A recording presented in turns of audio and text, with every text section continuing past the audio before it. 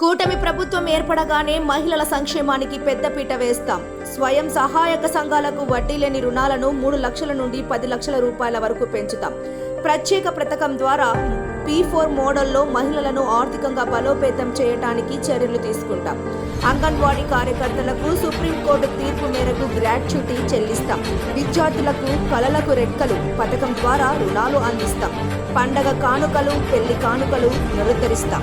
ఆశా వర్కర్లకు కనీస వేతనం పెంపు దిశగా చర్యలు చేపడతాం. ఉద్యోగాలు చేసే మహిళలకు హాస్టల్ వసతి కల్పిస్తాం. 19 సంవత్సరాల నుండి 59 సంవత్సరాల వరకు వయసు కలిగిన ప్రతి మహిళకు ప్రతి నెలకు 1500 రూపాయలు ఇస్తాం. ప్రతి ఇంటికి ఏడాదికి ఉచితంగా 3 గ్యాస్ సిలిండర్లు ఇస్తాం. ప్రతి మహిళకు ఉచిత బస్ ప్రయాణం కల్పిస్తాం. డ్వాక్రా సంఘాలకు 3 లక్షల నుండి 10 లక్షల రూపాయల వరకు వడ్డీ లేని రుణాలు అందిస్తాం.